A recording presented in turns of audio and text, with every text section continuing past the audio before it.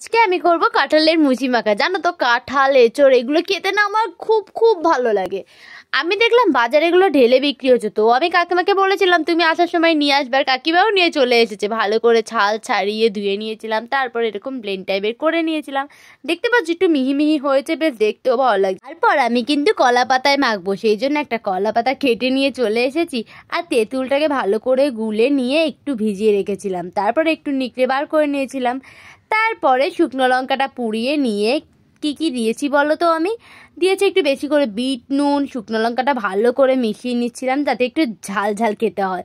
চাট মশলা দেবো না, আবার মাখা ভিডিও করছি বলে কথা, তাই চাট মশলাটা দিয়ে নিয়েছি, লেবু পাতা মেখে নিয়েছি। লেবু পাতার একটা গন্ধটাই আলাদা, সত্যি টেস্টটা পুরো একদম আলাদাই চলে আসে, তাই লেবু পাতা দিয়ে ভালো করে মেখে নিয়েছি। আর শেষে দিয়েছি কাসুন্দি, ব্যাস আমার তো একদম রেডি। আর সত্যি বলছি একটা ইউনিক টেস্ট আছে, সত্যি আমার খুবই ভালো লেগেছে। তোমরা কিন্তু এইভাবে ট্রাই করে দেখতেই পারো। বাই।